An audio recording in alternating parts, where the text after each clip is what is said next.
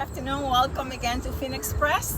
So this afternoon we're enjoying a beautiful breezy afternoon here at the farm, and in an effort to continue to improve the health of our participants, we thought that it would be great to come up with a recipe of home style ketchup that is super easy to make at home. You might already have all these ingredients in your pantry.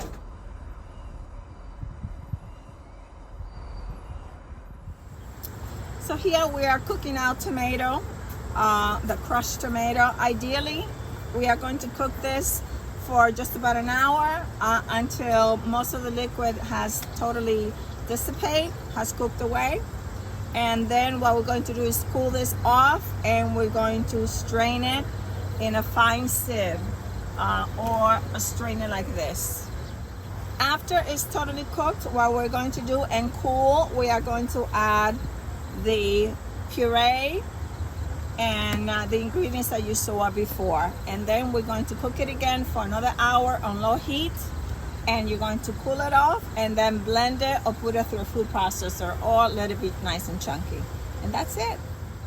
So we add in the paste, and now we are going to proceed and add the dry ingredients that we showed you before. I want this to be a little bit different, and you love mango ketchup, then you can feel free just to substitute half of the honey for mango puree, and it's going to be just about the same time that you might have to cook it, maybe another 10-15 minutes longer, but it's going to add amazing flavor.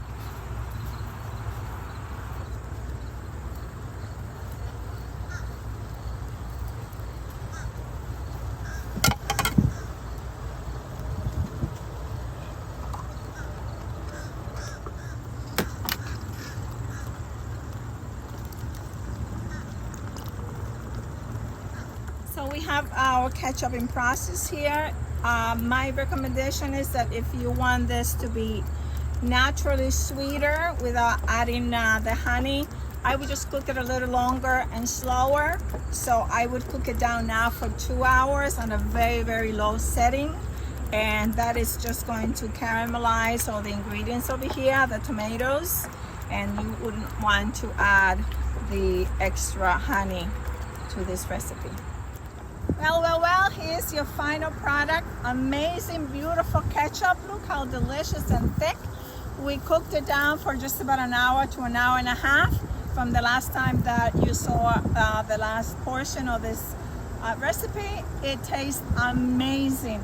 I really recommend that you make this at home. It was super easy. It didn't take that much time because it cooked on itself, just about by itself. So enjoy it. It's tasty, it's homemade, it's going to last a month in your refrigerator. Enjoy.